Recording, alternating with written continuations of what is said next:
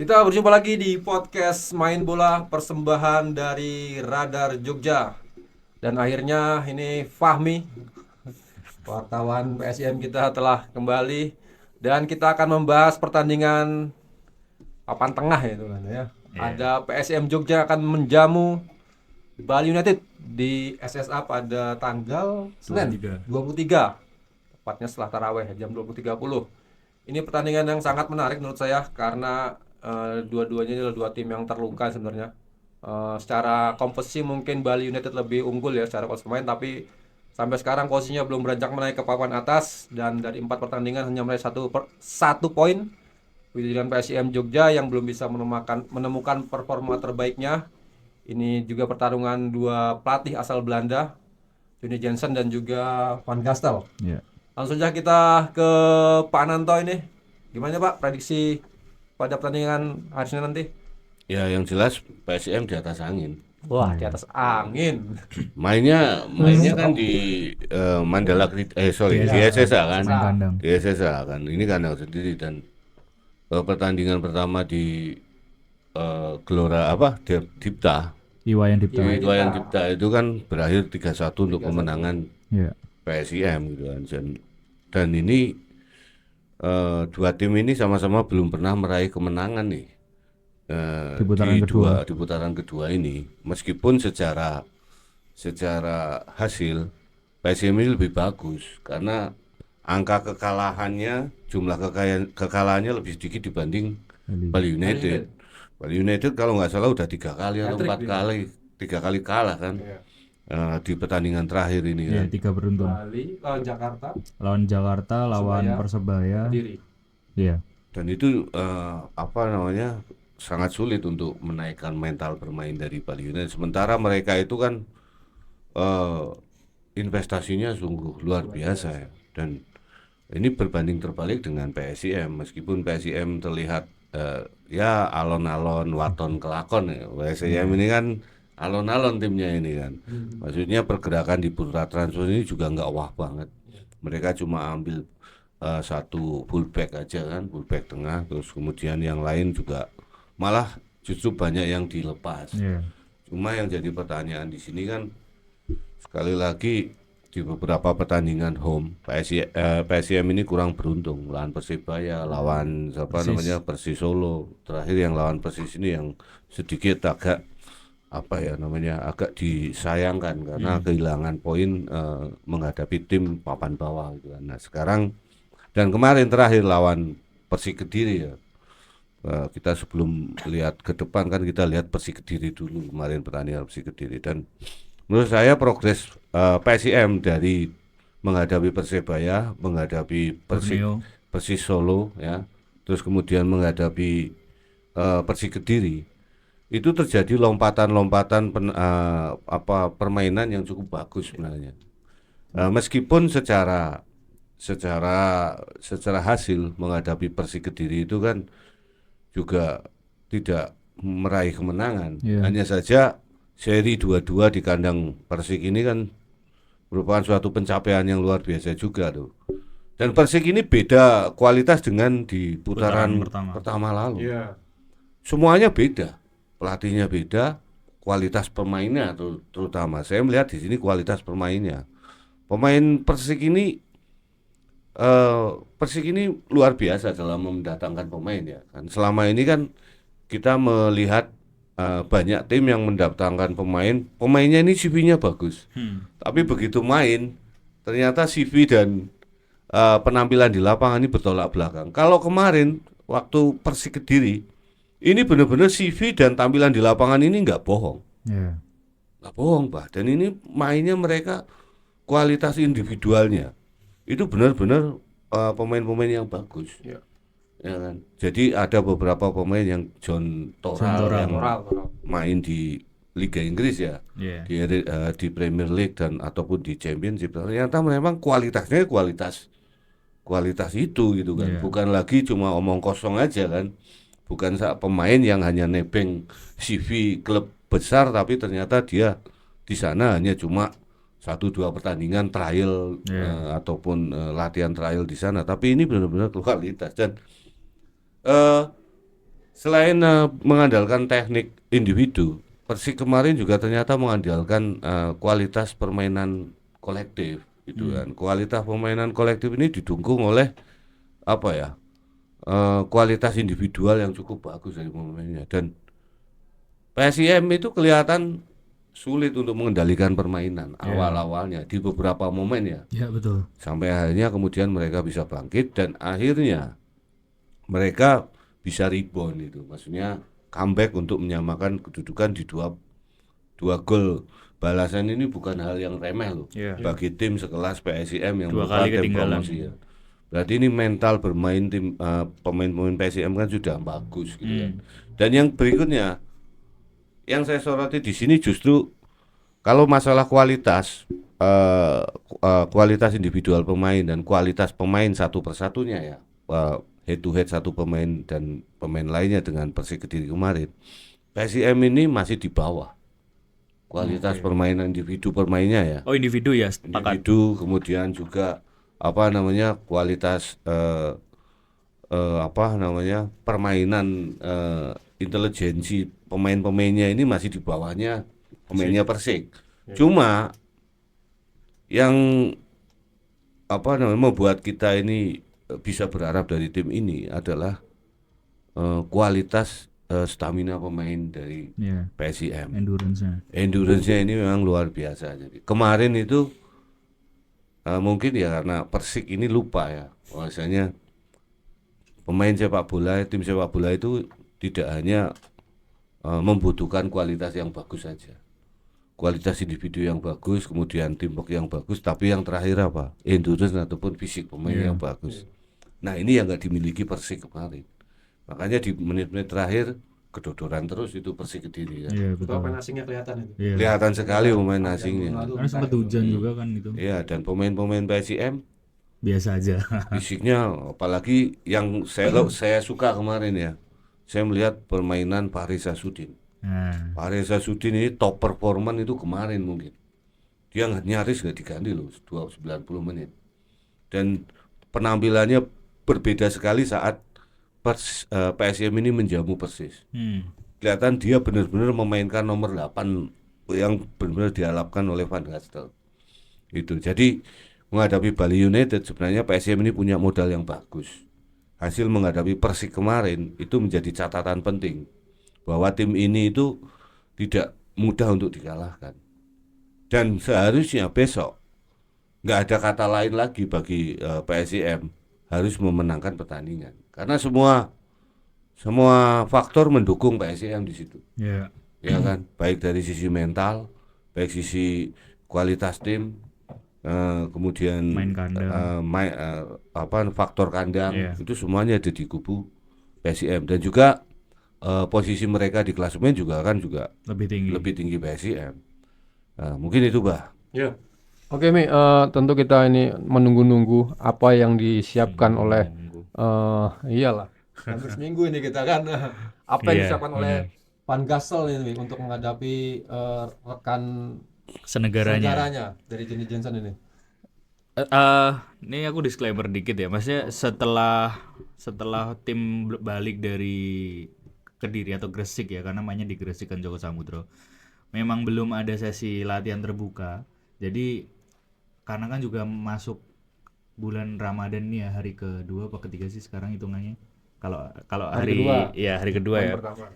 Jadi kan Gastel waktu itu sempat bilang semua program latihan diubah jadi pagi hari karena siang menuju sore itu seringkali hujan. Walaupun sekarang juga masih terjadi, tapi karena bulan Ramadan dilakukan penyesuaian ulang. Penyesuaian ulangnya adalah jadwal latihan digeser jadi sore hari. Biasanya start latihan 3:30, sekarang jadi jam 4 pas minimal.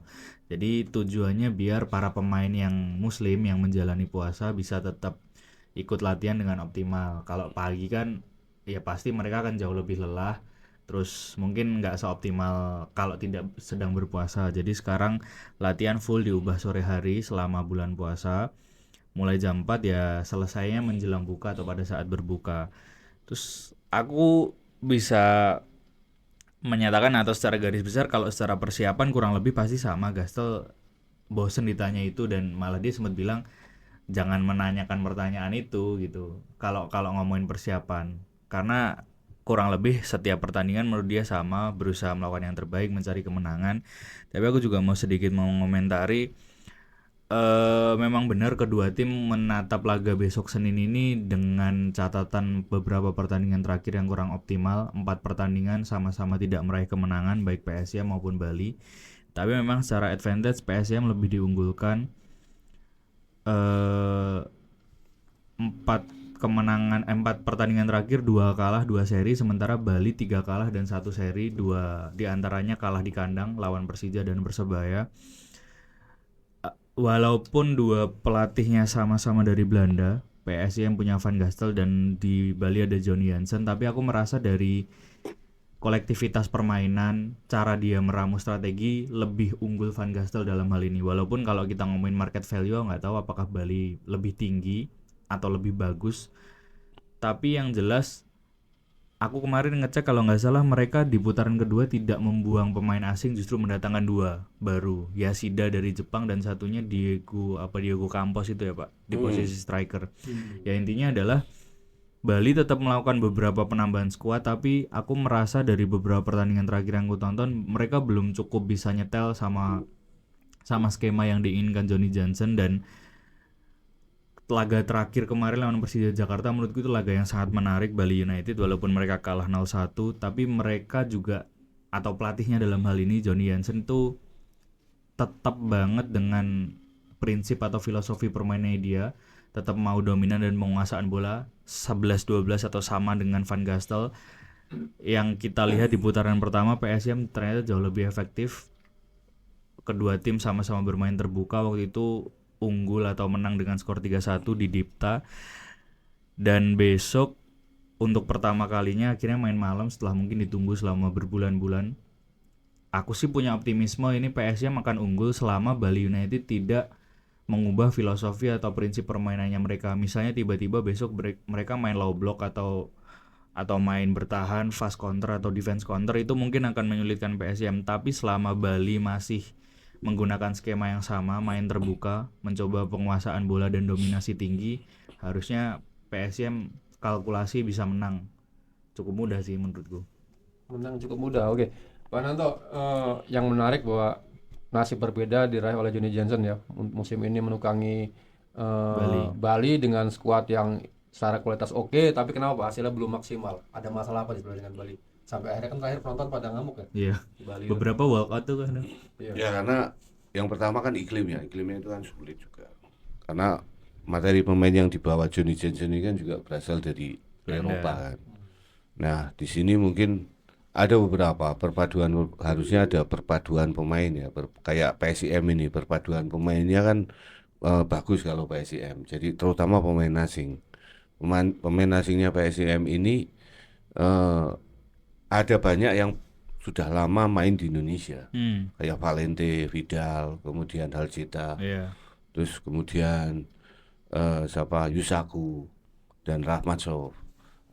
Pemain-pemain ini menjadi backbone Valente juga gitu, backbone dari PSIM gitu kan. Sehingga dari sisi aklimatisasi cuaca ini nggak banyak berpengaruh bagi Van Gastel untuk membangun tim gitu kan. Jadi intinya begini, basic dasarnya Van Gastel ini udah dapat. Basic dasarnya itu udah dapat. Terus yang kedua,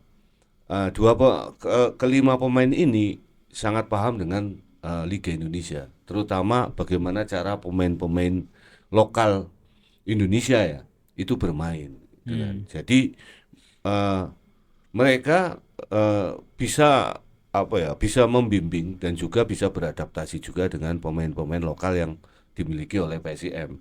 Meskipun kalau kita lihat pemain PSIM yang lokal itu kualitasnya mungkin ya jauh berada di bawah pemainnya Bali. Oh iya, sepakat aku. Bali United kan. Tapi gini, pemain lokalnya PSIM ini bisa di-create sedemikian rupa sama si Hastel gitu kan.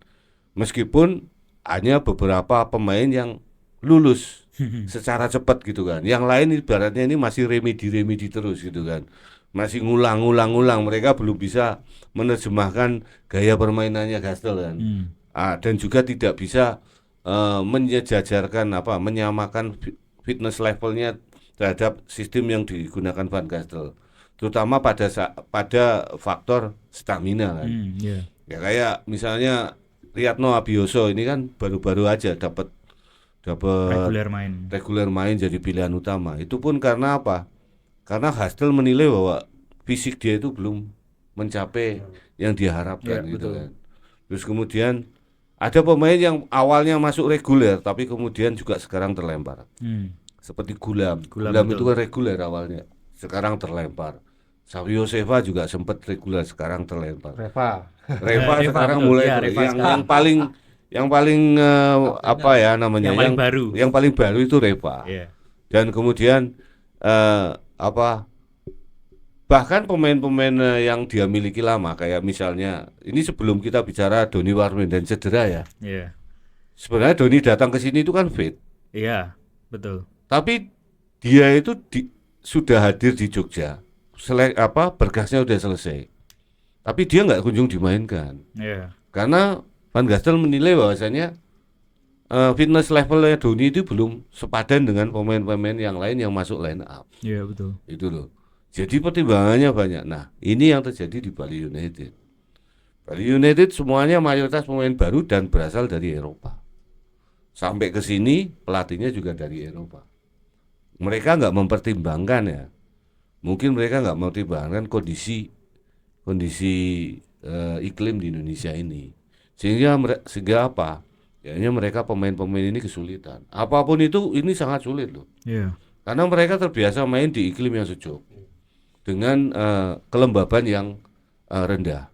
Sekarang mereka main di iklim yang panas dengan kelembaban yang tinggi, terutama kelembaban yang tinggi. Mereka sulit bernapas. Iya, betul kalau itu. Dan itu dipaksakan untuk main dari awal. Dan yang paling parah, pemain-pemain yang datang ini semuanya backbone. Semuanya pemain-pemain inti gitu kan. Sementara pemain-pemain asing yang lama kayak Elias Dola ini sudah dilepas. Oh iya, betul. Ya kan, paling ada Ferrari aja gitu kan. Joao Ferrari ya. Ya Ferrari PSIS gitu dulu. kan. Terus yang kedua masalah pemain lokal. Nah, pemain lokalnya Bali United ya, kalau sekarang disamakan dengan pemain lokalnya PSIM, saya pegang pemain lokalnya PSIM. Pemain lokalnya Bali United masih enggak banget mainnya. Saya motong sedikit ya Pak. Mungkin ada beberapa yang era prime-nya dalam tanda kutip itu sudah selesai, kayak Irfan Jaya, terus yang mantannya PSM siapa ya? M Rahmat. Itu udah lama banget, harusnya udah Jens Raven tuh emang ya udah bisa gitu aja menurutku. Justru saya menyoroti pemain-pemain yang baru muncul, kayak Rahmat Arjuna. Oh, Rahmat Arjuna ya, dia timnas U23. Ya. Winger. Nah, ini pemain yang menurut saya ini sebenarnya dia punya kualitas yang bagus, tapi visi bermainnya enggak banget. Masih lumayan mentah dia. Ya, jadi terlalu banyak gocek-gocek dan dia sehingga membuat saya juga nggak tahu kenapa kok dia jadi pilihan pertama terus. Ya karena opsi mohon keduanya maaf. Irfan Jaya. Saya malah mending masih pilih Irfan Jaya. Meskipun dari sisi stamina dia nggak Ya, terlalu bagus ya. Udah. Tapi kualitas permainan dan sebagainya, awal-awal Irfan itu kan juga sebenarnya nyetel juga reguler. Iya. Tapi dia kena cedera yang agak parah, kemudian dia dipaut cadangan. Iya. Ya itu sebenarnya kualitas pemain lokalnya ini juga jomplang. Sekarang mereka masih kesulitan terhadap fullback kanan.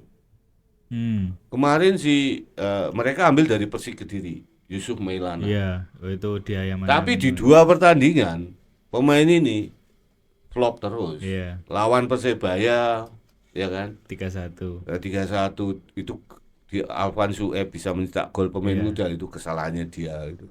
Kemarin lawan Persija juga dari areanya dia. Dia remuk di situ. Kemudian masuklah Rizky Dwi, mantan Arema dan mantan mana itu. Nah, sama aja. Nggak ada perubahannya di situ. Jadi problemnya itu yaitu pemain asingnya yang diharapkan menjadi backbone ini masih terkendala dengan cuaca ataupun fitness levelnya. Yang kedua, mereka masih terkendala dengan gaya bermain pemain-pemain lokal ini. Itu saya pikir ya, inilah problemnya Johnny Jensen. Apalagi Johnny Jensen ini membawa asisten itu semuanya dari Eropa. Iya, betul. Beda dengan Kastel. Gastel yang membawa asisten ini juga banyak yang dari lokal, sehingga dia dapat masukan-masukan yang cukup bagus dari asisten pelatihnya. Iya. Ya kalau Johnny Jensen ini kan ya dia otomatis mainnya seperti itu, jadi dia dapat masukan dari asistennya yang benar-benar nol pemahaman tentang Liga Indonesia. Ya, jadi ini memang agak sulit ya. Tapi pertanyaan begini, apakah Johnny Jensen pelatih jelek? Enggak juga. Dia pelatih bagus. Iya. Dia pelatih bagus. Cuma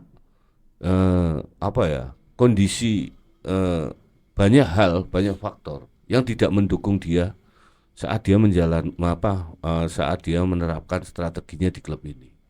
Nah, pemain-pemain yang ada di Bali United itu bukan pemain-pemain patch volley Betul. yang sudah selesai dengan masalah visi Basic, bermain gitu kan, masalah fisik gitu. Ini pemain yang meskipun pemain timnas tapi kan banyak yang mentah juga. Ya, betul. Ya saya lihat mainnya Rahmat Arjuna dari pertandingan ke pertandingan 1, 2, 3 yang lain itu enggak sama sekali enggak berkembang. Di timnas juga dia juga mainnya juga enggak bagus gitu. Ya mohon maaf ini saya omongkan gitu. Maksudnya banyak hal yang harus diperbaiki pemain ini gitu. Iya. Banyak hal yang harus diperbaiki pemain ini. Bagaimana saat diambil keputusan kan. Keputusan bola ini harus dipasing, bola ini harus di dribbling.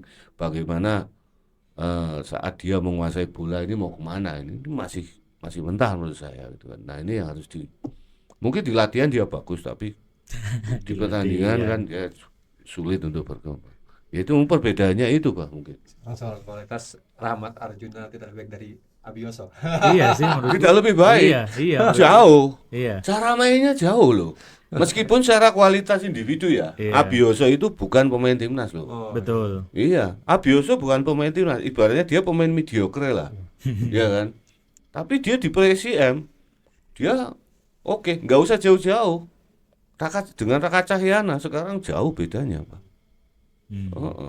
Padahal atribut dia kan harusnya pemain timnas loh.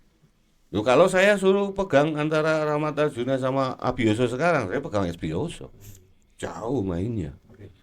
Cara update pemain mungkin kita menunggu dari Doni sama siapa? Anton Fase gimana nih, Mi? Kalau Doni tuh di sesi latihan terakhir yang terbuka itu ya sempet wawancara sama Doni, ngobrol lah sama Doni, nggak sempet ku record. Progresnya semakin bagus dan itu dikonfirmasi Gastel karena dia sudah ikut latihan bersama tim keseluruhan, sudah terlibat dalam duel atau kontak fisik.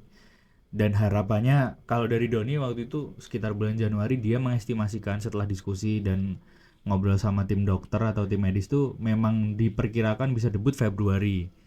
Tapi balik lagi kan Van Gastel ya kita sama-sama tahu dan beberapa kali kita bahas dia bukan tipe pelatih yang akan gambling atau bertaruh pada pemainnya jika belum benar-benar 100% pulih. Rasanya ini akan terjadi di Doni dan Anton. Kalau Harlan sudah semakin fit, kayaknya tinggal nunggu mungkin seminggu 2 minggu lagi untuk kembali ke DSP, masuk ke squad. Masalahnya kalau Doni ini fitness level 100% yang diminta Gastel tuh apakah sama dengan mindsetnya Doni atau belum? Kalau Doni dia bilang gini, ini kutanya waktu itu konteksnya adalah dia kontraknya berapa musim? Dia bilang 1 musim dan waktu saya untuk membuktikan diri sudah semakin pendek.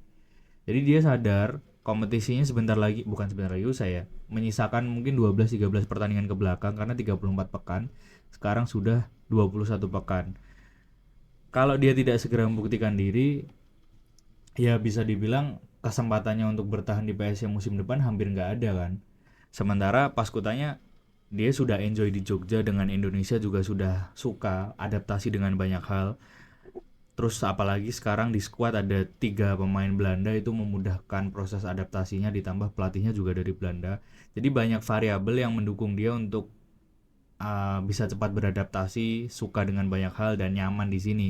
Ya masalahnya itu tadi kalau dia tidak segera debut dan tidak bisa membuktikan diri segera, ya manajemen ibaratnya kayak beli kucing dalam karung kan kalau memperpanjang kontraknya di musim depan. Terus Yop juga itu kontraknya cuma setengah musim, jadi sampai akhir musim ini selesai. Kalau ya kemarin dibilang bagus banget untuk debut, enggak pas lawan Kediri, tapi juga enggak jelek. Terus dia kemarin dapat kartu kuning di laga perdananya. Ya menurutku pemain-pemain kayak Yop, Doni, Anton juga sama. harus sesegera mungkin ya bisa comeback dan membuktikan diri kalau memang mereka masih mau memperpanjang atau jasanya dipakai di PSM musim depan. Tapi kalau lagi balik lagi konteks cederanya seperti apa, progresnya sudah semakin bagus, sudah semakin positif, tinggal nunggu lampu hijau dari Gastel karena tim medis tuh juga ngikut Gastel. Kalau misalnya tim medis sudah meng-ACC, oke dia sudah bisa bermain, tapi selama Van Gastelnya belum memberi ACC untuk bermain ya nggak akan dimainkan. Begitu pula dengan Anton. Kalau Anton mungkin sedikit lebih lama karena di sesi latihan terakhir Anton masih latihan terpisah walaupun dia sudah pakai sepatu bola karena sebelumnya bertahap ya pakai sepatu training atau sepatu lari dulu terus sudah pakai sepatu bola, progresnya udah oke, sempat ngobrol gimana progresnya, it's getting better, semakin membaik gitu sih. Yang lain sih nggak ada report cedera, terus nggak ada yang akumulasi juga. Jadi kemarin kemungkinan starting yang lawan Persik Kediri akan dipertahankan. Korve juga sudah back to the team, Wis, mantap. nggak jadi dijual. Pak Nanto Udah udah diganti sama udah pengen dijual aja Korve. Nggak, Korve masih ada di tim, tapi memang kayaknya untuk saat ini posisinya akan agak tersisih digantikan oleh Habioso karena dari regulasi memang maksimum hanya boleh menggunakan 7 pemain asing dan ini tebak-tebakan aja ya. Kayaknya Joop van der Averth akan dipermanenkan di posisi back tengah, Yusaku di back kiri menggantikan Reva untuk sampai akhir musim ini. Jadi dengan menambah satu back asing di belakang ya harus mengorbankan satu pemain asing di lini depan dan yang dikorbankan adalah dari Korve digantikan Habioso. Sepakat sih kalau jawaban apa tuh akan dipermanenkan ya karena lawan Persik kemarin Persik mainnya tuh luar biasa Iya, loh, betul. gaya Eropa banget loh. Betul. Spanyol lah, guys, Nah. Spanyol. Oke, Pak Nanto, penilaian soal jawaban apa Pak di laga terakhir Debut. lawan Persik? Keren ya menurut saya. Kalau Fahmi kan tadi bilangnya Ya saya masih 50-50. enggak, itu enggak. Iya. Ya. Mungkin Fahmi kan menilainya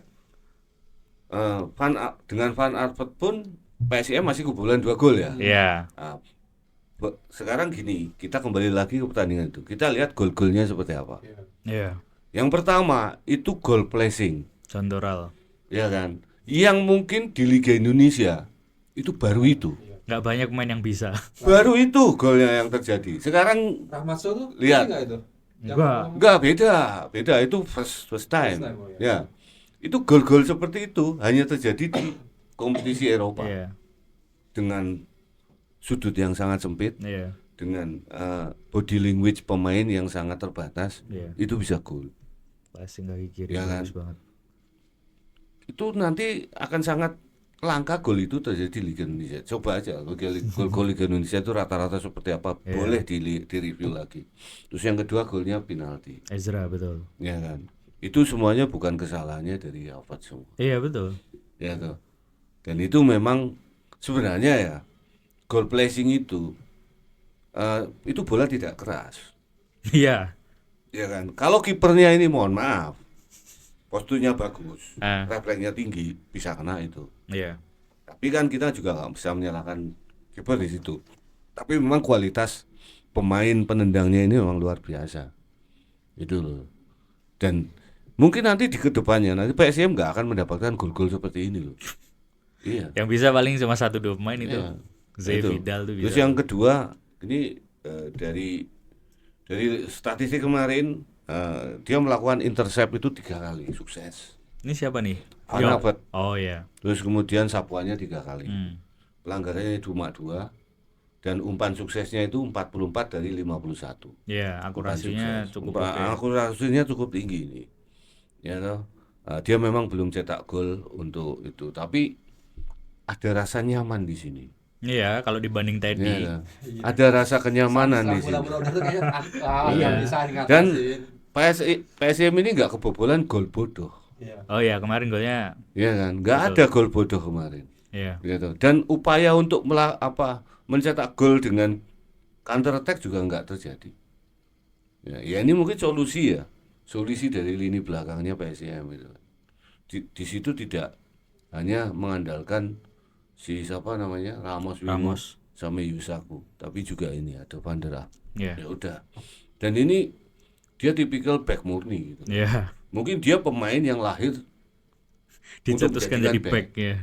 Dan juga kaki kiri Iya. bagus, umpan-umpannya kemarin oke. Dan cara membaca permainan juga bagus, gitu loh. High pressingnya juga oke itu. High pressingnya juga oke. Saya nyoroti cuma ini sih kalau dari Yop yang menurut saya bukan kurang ya, tapi beresiko di beberapa momen dia sekali ngambil dan reaksinya dia mungkin over excited karena laga debut terus kayak dia dapat kartu kuning yang sebenarnya nggak perlu kan itu di laga debutnya kemarin. Terlepas dari itu atribut lainnya sebenarnya ya oke sih, oke dalam arti kalau di beberapa pekan terakhir ketika Yusaku nggak main tandemnya terus Franco juga sempat absen, kita sempat 2 pertandingan pakai duet back lokal Andi Setio dan Rendra tadi itu memang sebelum main tuh udah deg-degan, tapi kemarin ngelihat pas pemain baru masuk wah ada Franco dan ada Yop terus di kiri Yusaku kanan Raka, ada perasaan aman memang, tapi ya tidak bisa dimungkiri belum sempurna. Terus kemarin proses gol pertama itu lagi-lagi ngingetin saya kayak golnya Gali dan pemainnya PSBS Biak. Jadi ada scrimmage di dalam kotak dan sebelumnya di area 16 yang itu harusnya bisa dicegat lagi-lagi mungkin oleh gelandang bertahan harusnya. Tapi tiba-tiba ada scrimmage itu apa ya bahasa Indonesia? Ada keruwetan yang tidak terelakkan di situ, terus Hondoral dapat bola yang di sudut sempit banget dan ya betul eksekusi dan proses golnya bagus, tapi harusnya itu bisa diredam kalau pemain nomor 6-nya PSIM bisa segera nutup ruang lebih cepat. Rahmatso harusnya. Ya, berarti kan kesalahannya nggak di Van Aert. Iya betul. Nah, Ya hanya itu sih cara dia sekali ambil itu cukup mengkhawatirkan beberapa momen.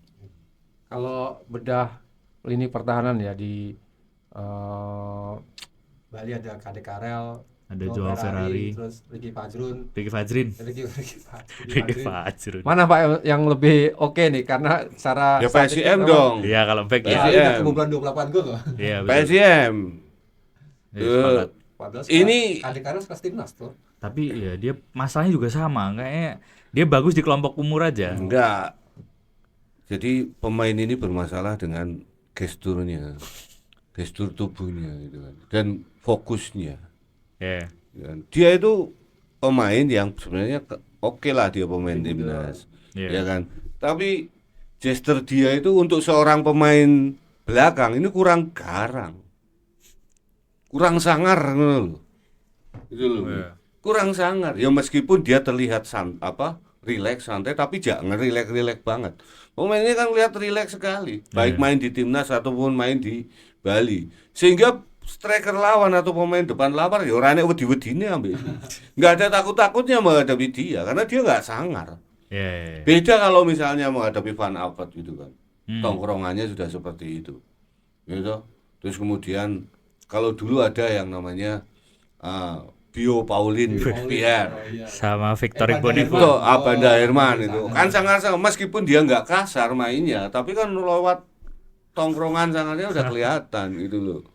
Dan misalnya kayak Fahrudin Arianto, PSS, itu timnas juga, lokal juga, kualitasnya juga saya pikir nggak lebih bagus dibanding Nur Alim Kade lah Karel. mungkin ya. Nur A. Tapi kan dia kelihatan nggak kelemar-kelemar loh. Kalau ini kelemar-kelemar gitu, body language-nya yang bermasalah pemain ini. Teddy sangar nggak Pak Teddy? Teddy nggak sama sekali. Rendra Teddy. Lah misalnya saya masih muda melawan Teddy wani nabrak saya. Terus terang gitu. Oh. Lah iya. Wani Iya, nabrak ya, aku. nggak ada atribut itu ya. Iya. Dan saya pikir ya nggak ada kesangarannya sama sekali. Mending Andi Setio. Ya. Dia posturnya karena TNI apa polisi kan dia. Dingin mukanya gitu Iya, loh. iya. Mukanya dingin dan sebagainya ini. Itu yang dibutuhkan. Dan Iya benar. Kade Karel ini sering fokusnya hilang. Dan dia sangat ball watching. Ya, itu ya, saya ngamati Ya juga kan? itu. Dia selalu melihat bola. Di situ aja. Itu yang jadi remuk pertahanan di salah satu pertahanannya Bali United ini. Kayaknya Pemainnya kalau ini dari enggak. yang saya lihat Kade Karel itu selalu dijadikan starting karena dia masuk regulasi U23, Ya, salah satunya U23. mungkin itu. Harusnya kan masuk U23 cuma satu aja sih. Rahmat Arjuna aja. aja. Yang lain kan harus banyak di situ. Dan back-backnya Bali United itu nggak ada stoknya. Iya. Cuma itu tok. Yang lain nggak ada gitu kan. Paling tim receiver ditarik belakang kalau Ya udah. tapi kan dia bukan back. Iya, dia gitu. gelandang bertahan. Ya cuma Ferrari gitu aja. Sekarang Elias Dolah udah dilepas. Iya. Kalau dulu masih ada Elias Dolah. Elias Dolah itu Thailand ya. ya sangar dia gitu. Tongkrongannya juga sangar gitu. Beras-beras loh maksudnya. Pemain bola kan seperti itu, pemain belakang harus begitu itu. Nggak harus yang lemar-lemar gitu. Dan dia lambat lah, pemain ini lambat. Meskipun dia muda tapi dia lambat. Dia nggak punya kecepatan. Iya kan. Baru terus ada sebenarnya yang sekarang nggak pernah dimainkan gitu kan. Siapa? Bagas Sopo. Bagas Adi, mantan Arema. Bagas Adi Nugroho. Ya, yang bikin blunder waktu Haljeta dapat Iya, penalti itu betul. kan. Iya. Nah, itu karena ya itu sekarang jarang dimainkan. Iya, benar, Ya, Bagas ini Adi Nugroho. karena ya stoknya udah di situ. Sekarang udah habis ini pemain belakang. Malah ya itu, maksudnya saya ngerasa di beberapa pertandingan, saya lumayan sering nonton Bali karena sempat memang suka dan ikuti Bali eranya Nick van der Velden dan kawan-kawan, Silvano Konvalis dan kawan-kawan itu. Saya ngerasa sejauh ini sampai ya pekan 21, Yoni Hansen tuh belum punya pakem starting 11, belum punya winning team. Karena masih digonta-ganti terus. Berubah ya. Di kiri kanannya gonta-ganti. Rizky Dwi itu kadang main di bek kanan, kadang di gelandang bertahan. Terus awal-awal sempat kita mention kayak termasuk pas di pramusim Brandon Wilson. Wilson sekarang juga mulai digantikan perannya, Sekarang nggak pernah main malah. makanya sama Jordi Bruyne sama Yashida yang dari Jepang itu juga. Terus Boris juga biasanya digonta-ganti sama Jan Traven. Jadi menurutku Johnny Jansen tuh dengan skuad yang ada sekarang emang dia belum punya winning team. PSM mungkin kita bisa apa ya, bisa kalkulasi lah, winning timnya si ini. Di Bali tuh aku belum bisa naker siapa aja. Mungkin yang selalu dimainkan reguler hanya 3 sampai 4 nama. Di kiper jelas Mike Hauptmayer, Tymon Hoppel tuh nggak pernah tergantikan, Joao Ferrari sama tim receiver. Yang 4 ini sisanya tuh gonta-ganti terus di setiap pertandingan. Yaitu membuktikan secara garis besar mungkin Bali juga masih struggle dengan internalnya mereka sendiri. Dan ini harusnya bisa dimaksimalkan oleh PSM karena dibanding tim-tim lain yang secara pemain bertambah, filosofi berubah, Persik Kediri mencontohkan itu, Persis Solo mencontohkan itu, tapi Bali United tuh polanya masih sama kayak di putaran pertama. Ini harusnya jadi keuntungan besar buat PSM. Dan saya juga nonton beberapa pertandingan Bali ya. Dia tidak Jansen tidak selama menerapkan ala Belanda kok. Kadang-kadang ala Indonesia juga kok. Kalau udah Persija Persik tuh kayak gitu. ya tuh. udah stuck ya. Kalau bawa sendiri. Ya udah deadlock ya. Oh ya, Gopal suruh lari aja sendiri, betul. Ya ngomong soal Gopal Pak, ini banyak sorotan kan lu, harganya lumayan mahal. Iya, nih, hampir kan. 10 M. Tapi selama ini saya lihat kayak kurang maksimal nih. Kalau menurut Ananto apa nih Pak? Yang kurang membuat dia ini kurang maksimal nih. Ya karena tandemnya aja. Nah, Tymon Hoppel ya. Tandemnya dia, maksudnya sekarang sepak bola nggak cuma Individual aja kan 11 pemain. Iya. Nah, yang bermasalah di Bali United kan kembali lagi ke lini belakangnya gitu kan. Terus kemudian di situ keseimbangan antara pemain asing dengan pemain lokal ini jomplang sekali gitu kan. Dan berikutnya Gopel mungkin secara fitness dia bagus ya. Iya. Sudah bisa beradaptasi dengan iklim yang ada di Liga Indonesia ini. Tapi yang lain-lain ini saya rasa belum kok. Masih naik turun gitu. Pemain-pemain Bali yang dari Belanda itu mukanya masih suka merah kok kalau main sore. Kayak udah rebus semua. Hoppel, terus tim receiver. Dan usia mereka kan bukan usia yang muda lagi. Iya, tim itu receiver kan tuh udah 33 lebih. apa 34 gitu. Iya, dia udah lebih dan Udah ubanan dia. ini Jordi juga sama kan. Usianya juga sudah. Terus sebenarnya banyak pemain-pemain yang terkena cedera ya. Kayak misalnya Mirza Mustafik. Ya, ini pemain yang diharapkan menjadi metronom di tengah nomor 10 sebenarnya kan. Tapi dia kan beberapa kali kena kartu merah dan cedera juga. Dan yang di depannya Kopi Topik. Iya. Ini juga meskipun dia banyak sekali supportnya, Iya. dia ini ya kayak Haljeta. Betul, saya baru mau bilang 11-12 kayak Haljeta. Kayak Haljeta itu kan. Maksudnya ya kalau saya sih nggak begitu tertarik dengan striker-striker dari Eropa Timur gitu kan. Gimana ya? Montenegro kalau nggak salah. Ya dari namanya kan kelihatannya, gitu kan. Iya betul. Ya paling kan dari Eropa Timur kan. Kovic. Ya kan kalau misalnya yang dari Eropa Timur, yang kelahiran Eropa Timur, striker yang hebat selama ini kan paling Davor Suker sama Zlatan. Zlatan aja itu kan kewarganegaraannya bukan Bosnia lagi, Swedia dia. Swedia. Hendram Gitu kan. Jankovic. Ya pokoknya sekarang itu nggak ada lagi lah, apalagi pemain-pemain yang keluar ke sini ini, Iya. pemain-pemain gelandang, pemain striker ini. Ya saya pikir ya cuma kemampuannya di situ, dan ya Bali ini bermasalah di lini depan dan bocor di lini belakang. Iya. Sebenarnya kalau lini tengahnya materi pemainnya oke. Cuma di lini depan sama belakang ini yang jadi PR besar kali ini. Beda dengan PSM. Masuknya Yop tadi kan, Iya. perbandingan lini belakangnya PSM dengan siapa namanya Bali United.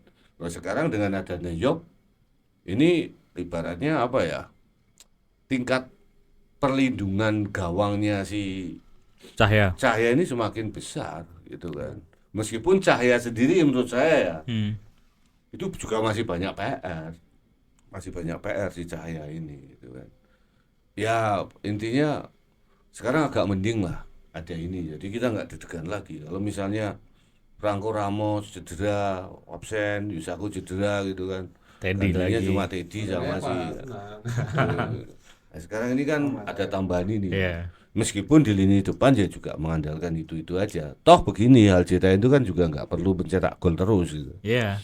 Ngapain Aljita mencetak gol, nanti malah dia diperpanjang kontraknya gitu. Nah saya loh ya, mending Jadi dia seperti ini juga. jangan diperpanjang. Kalau saya iya gitu. Yang diperpanjang yang belakang-belakangnya aja gitu kan. Ya kemarin kayak siapa Vidal cetak 2 Iya, gol, 2. itu oke.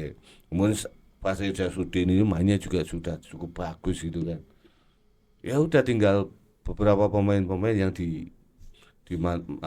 dimaksimalkan aja. Ya kalau LJT ya memang segitu-gitunya aja. Wis ora usah di Paido ya wis ngono gitu. Iya. Dan sekali lagi kan PSIM ini kan targetnya nggak harus juara toh. Bertahan. Jadi setiap pertandingan itu nggak bisa ditargetkan tim ini untuk menang gitu. Kan ya lucu, masa kemarin main di Kediri itu targetnya menang. Gila apa gitu kan. Lah itu lo main di Kediri itu away lo. Iya. Itu secara Gitu. ball position berapa tuh, Mi? Kalau nggak salah 54 Menang Kediri ya? Iya. Iya. Kediri soalnya bener-bener berubah drastis Iya, putaran berubah kedua. drastis. Bagus banget. Iya. Dan ya karena mungkin pelatih dari Spanyol, ngomongin Kediri sedikit. Pelatih dari Spanyol, beberapa pemain dari Spanyol, Imanol, terus Hondoral, Kiko tuh Spanyol atau Portugal ya? Portugal Spanyol ini. Iya. Ya, Kiko intinya- Portugal. Nah, ada beberapa pemain dari Spanyol, Ernesto juga. Jadi ada kayak tiki taka di ruang Iya. pendek gitu. Dan kualitas individualnya bagus. Iya, Bukan betul. cuma Spanyol yang biasa main di Nah, Liga 3 tapi gitu. rata-rata Pak, dari yang saya amati, hampir semua pemain berkewarganegaraan Spanyol di Indonesia sekarang oke semua loh. Tyron, Raiko Rodriguez tuh bagus semua loh. Hampir nggak ada yang flop bisa dibilang. Ya nek saya itu bagus secara teknik individu mereka Iya, ya. iya. Tapi kalau Persik kemarin secara teknik individu mereka bagus, tapi secara teamwork bagus. Iya. Itu Iya, aja. Lu lihat aja si Dewa United kalah kok. Iya. Ya. Benar. Main di Kediri loh, main di Bali sawah. kalah, gitu. Bali. Bali kalah itu. PSM bisa nahan imbang 2-2 yo. Luar biasa loh. Iya, benar. Dengan kondisi seperti itu PSM yang nggak banyak penambahan gitu. Itu mainnya di sana juga mereka tuan rumah intinya Iya. lah. Meskipun itu di Gresik. Untungnya tidak ada penonton. Iya. Lah kok kalau misalnya karepane aben tahun menang, aben pertandingan menang, itu targetnya bukan bertahan. Iya. Itu juara. Kalau setiap pertandingan harus menang itu target juara. Begitu. Ya saya maksudnya walaupun putaran kedua ini belum pernah menang ya, tapi betul saya tadi sepakat sama Pak Nanto bilang progresnya semakin bagus dari pas laga lawan Persebaya kalah 3-0, terus lawan Borneo kalah 2-1, terus dari Persis 0-0 nggak bisa nyetak gol, terus kemarin bisa nyetak 2 gol tuh secara progres permainan juga oke. Dan kita sempat bahas juga salah satu musuh pribadinya PSM tuh kan ketika setelah jeda entah itu international break atau ada jeda kompetisi apapun, mereka perlu memanaskan mesin lagi. Dan ya sekarang harusnya udah panas ya, udah 4 pekan dilewati, udah bisa dan udah ngerti lagi caranya nyetak gol setelah 3 pertandingan terseok-seok dan 2 pertandingan diantaranya kalahnya Kalau sama Borneo kalahnya masih diwajarkan, tapi kalah sama Persebaya itu pertandingan yang nggak banget lah. Terus lawan Persis juga harusnya bisa lebih klinis, kemarin bisa nyetak 2 gol tuh, secara progres kayak grafiknya meningkat terus. Harusnya besok lawan Bali, aku sih optimis, nggak tahu optimis aku di pertandingan ini lawan Bali Ya, bisa harusnya menang. lah. Iya. Jadi ini situasi ini seperti saat menjelang menghadapi Bayangkara. Perasaannya itu seperti Pede itu. gitu ya. Ya, Iya, nuansanya aku itu pede. seperti Iya. itu. Jadi setelah melewati beberapa pertandingan dan tim ini sudah mulai nyetel, mulai panas, sudah menemukan ritmenya, ya sudah saatnya untuk menggapai poin penuh. Iya. Jadi kan begitu. Jadi ya ini nuansa menghadapi Bali itu besok itu kayak suasana saat saat PSIM mau menghadapi Bayangkara. Bayangkara di SSA. Kan tim ini tidak papan atas, Iya. gitu kan.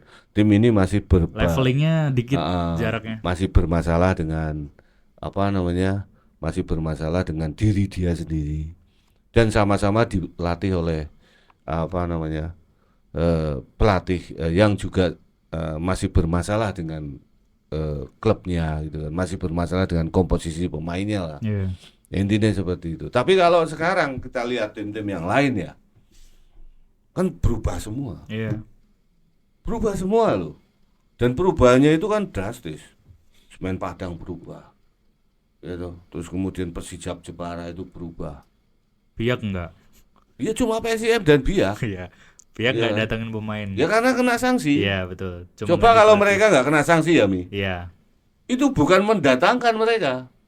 Tapi Justru pemainnya itu yang kabur. oh iya, betul. Iya. Karena Jadi sanksi. kualitas asingnya Biak bagus, Lah, betul. jadi sanksinya Biak itu justru menguntungkan mereka juga. Iya, Karena pemain-pemain yang bagus itu nggak Ya. keluar. Karena nggak boleh jual, nggak boleh beli. Iya, nggak boleh beli. Coba kalau sanksinya tidak boleh beli, Iya. tapi boleh Jual. pemain ini pergi gitu kan. Iya. Itu yang namanya Ruggeri mungkin siapa? Likinya. Likinya mungkin sudah nggak ada di tim lagi. Iya. Kadu Kadu udah nggak ada di Iya. PSPS lagi. Mungkin ya, mungkin itu loh. Itu. Informasi Panpel nih main malam Main malam. berapa kuota yang disediakan? Kalau aku udah coba kontak sih, tapi belum ada update lagi. Tapi harusnya dan estimasi sama kurang lebih dengan pertandingan sebelumnya 9.000. Sekarang tuh kita tag hari Jumat ya. Biasanya kalau main hari Senin mungkin tiket udah dijual besok. Jadi biasanya H-3 tuh udah mulai dijual. Untuk harga ini bisa tier A bisa tier B sih, karena dari PSIM sendiri belum mengannounce atau belum mengumumkan secara resmi tieringnya Bali ini level 1, level 2 atau level 3. Ini dihitung dari klub secara nama klub atau secara klasemen? Tier A, tier B ini. Setauku sih dari ini nama besar klub dan historinya. Ya, harusnya di tier A ini. Iya, bisa jadi tier A.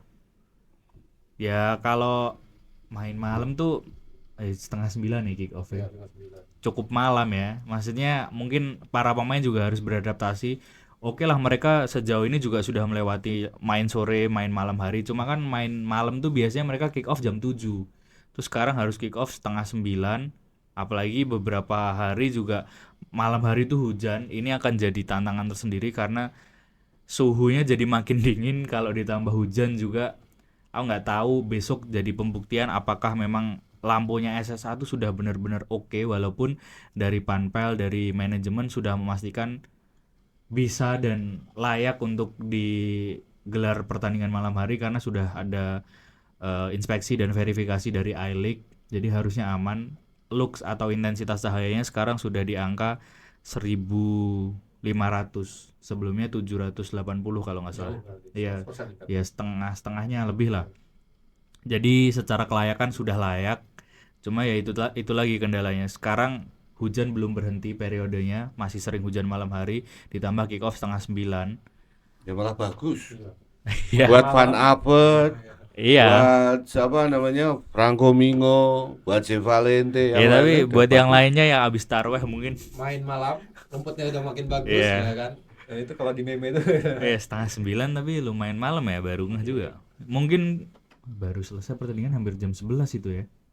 Iya. 11. Kalau saya sih kendala main malam itu justru bukan pada di pemain, Tapi di penonton. kenapa, Pak? Ya kita tahu sendiri jarak dari Jogja ke SSA itu Iya. berapa kilometer itu kan. Dari sini 25 kilo mungkin. Dan jalannya sempit gelap lah, Iya, ya kan. Itu gelap loh ke sana. betul. Ya toh. Dan kalau siang aja kadang aras-arasan kan kita. Ini malam gitu loh. Malam. Tapi Setengah harusnya 9 ini kan. bisa jadi hiburan sih, maksudnya menjelang sahur. Masih lama banget sih sama sahur.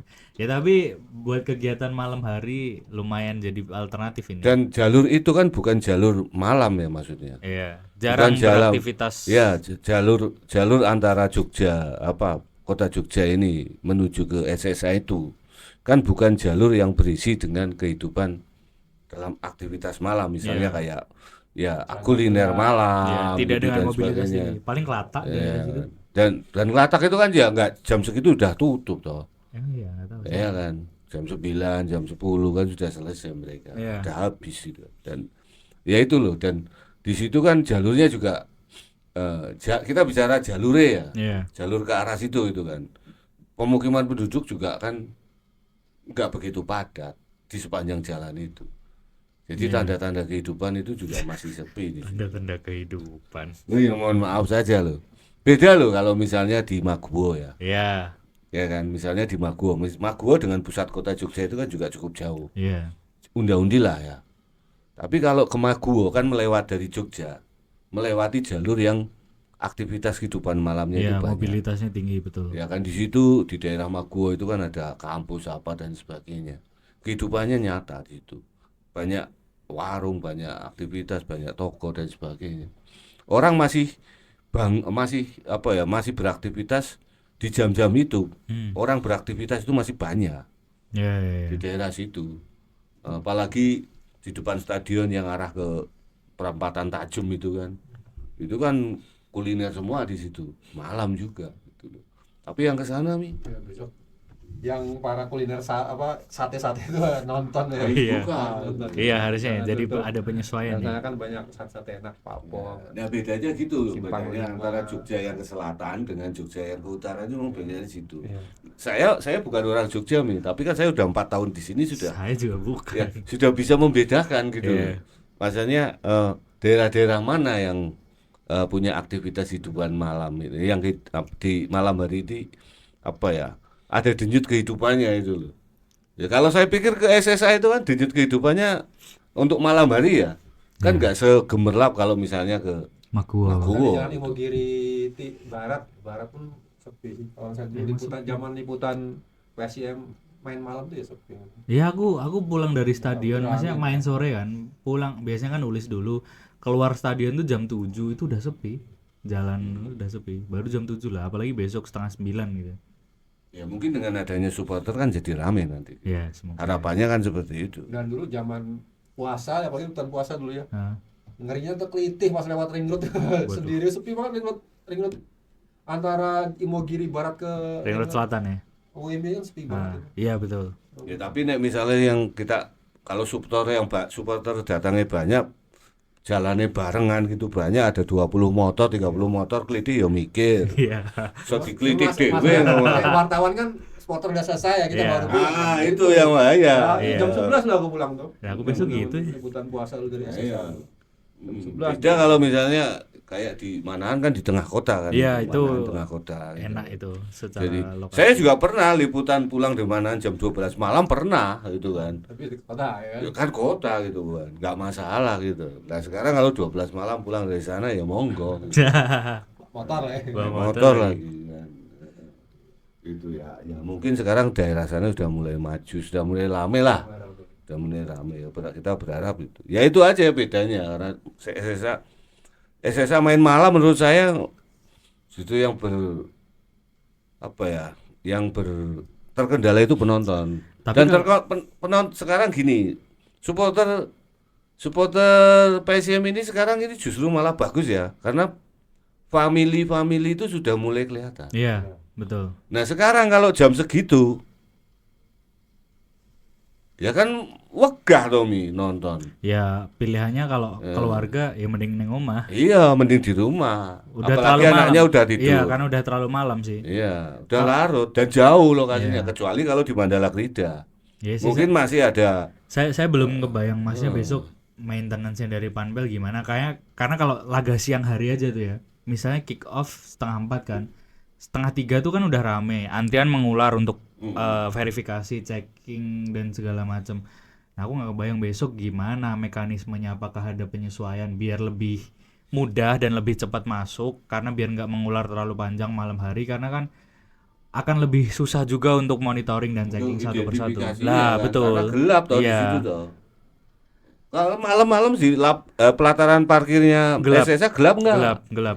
Nah, Masa gini, penambahan lampu itu kan hanya di area dalam stadion, di makanya lapangan. itu. Area luar kan kita belum tahu besok akan seperti apa. Iya.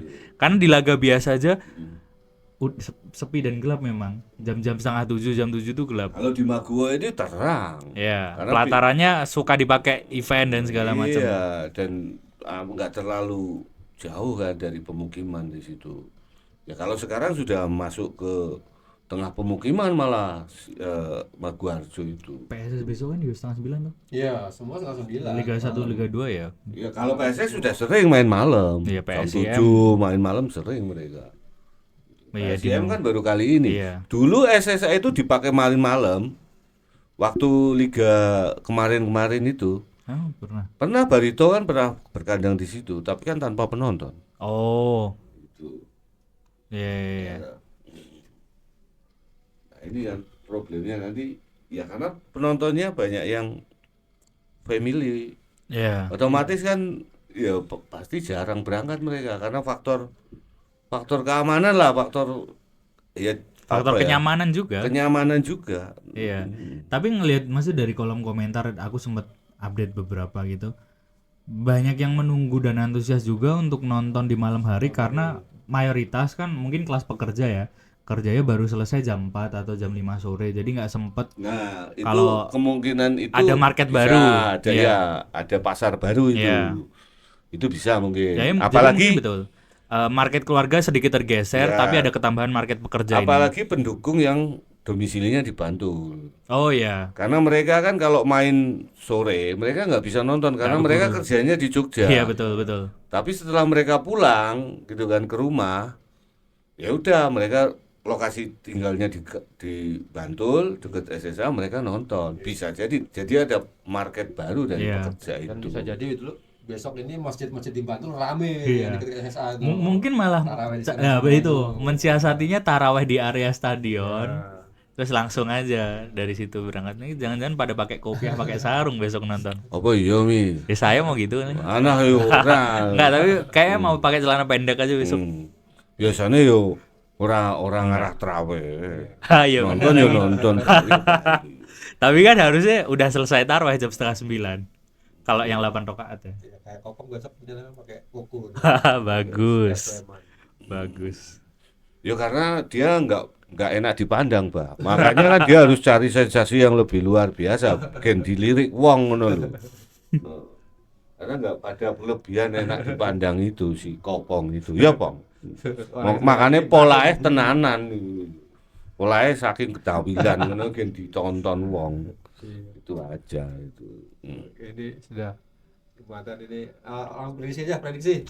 Optimis aku PSM win 2-0. Wis. Optimis. Mana tuh, Pak? 4-0. Waduh. 4-0 sama aja Pak kita, Pak. Ini satir ya. Alzeta hat-trick. Hadita hat-trick, Yakin. Kurve 1. Aljeta nggak main besok. Kartu merah mungkin. Wah, Waduh. Muka-muka ya. jangan, Pak. Nanti rusuh lagi ke kartu merah. Ya, Tebalan 4-0 berapa? lah. Tebalan Mas. Tebalan. Ya 3-1 lah. Sama kayak putaran pertama. Ya. Ya aku 2-0. Karena euforia tuh kayaknya wah menang. Iya, optimis nggak tahu kenapa optimis nggak bisa dijelaskan. Tebak skornya hadiahnya apa nih, Pak? Hadiahnya kalau menang ya kita kasih dan tepat tebakannya kita kasih jersey home. Wah, Sama kolak ya, kolak. Kan belum pecah telur ini. Iya, Kemarin dua-dua ada yang bener nggak? belum lihat. Nah nanti Sekali cek aja. lagi. Tapi Ya. kan nggak menang PSM. Jadi bukan jersey nggak sih? Bukan Iya. kaos. Jadi podcast radar. syaratnya benar dan PSM menang ya. Ya, Ya. itu yang jersey, Ya. jersey home. Kalau yang seri ya kita kasih.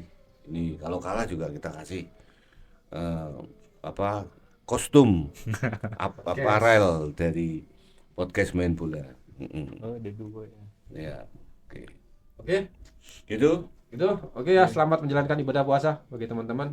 Dan jangan lupa untuk nonton podcast Main Bola dan juga subscribe, like dan komen untuk kemajuan podcast kita. Sampai jumpa di podcast selanjutnya. Assalamualaikum warahmatullahi wabarakatuh. Waalaikumsalam warahmatullahi wabarakatuh.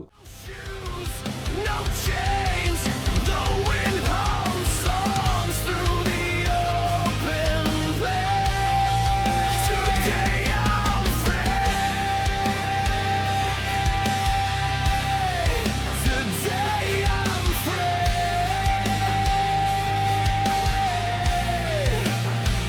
No clocks, no logs, just sky and me. The earth beneath, the sun above. Today I'm free. In a